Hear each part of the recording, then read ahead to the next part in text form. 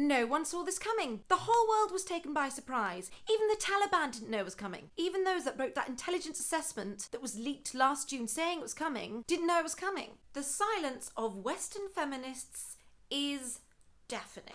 They only care about tampons. Luckily, pretty big-hearted Patel is working hard to resettle more people more quickly. But it's tough as she's really fighting against her immigration policies. Pretty is going to resettle 5,000 in the next year, which is what? 2 villages worth. Think of all the villages in Afghanistan. Those guys are going to feel like they've won the lottery. The other 15,000 Pretty has agreed to let in will have to wait their turn. That means they'll have plenty of time to send off a general inquiry email to the Home Office. And if they are fearing for their lives in the meantime, well, lots of us work under pressure, okay? Dominic Raab managed to coordinate an international response from the beach.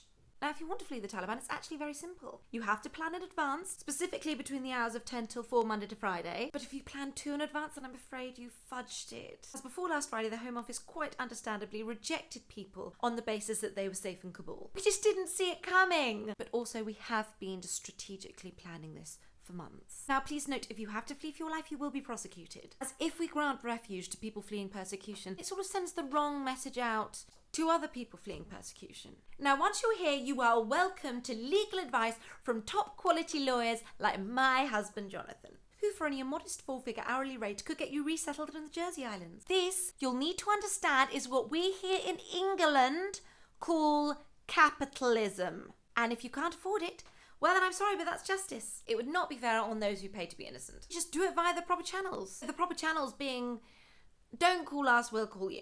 It would be such a shame to deport you back with the foreign criminals who literally just laugh in your face. They seem to think they can do their time in prison, which are basically holiday camps but with self-harm and suicide. And then they have served their time like some mythical person from a Guardian article. But as Biden says, Afghanistan have been relying on the West long enough. Global Britain in the sheets, what America says in the streets. When someone is drowning, it's one thing to pull them out of the water. It's quite another to haul them onto your boat. No, you give them a little push and see if they're brave enough to swim. So let's have some sympathy for our politicians, please. Looks like they are really having to operate in a hostile environment.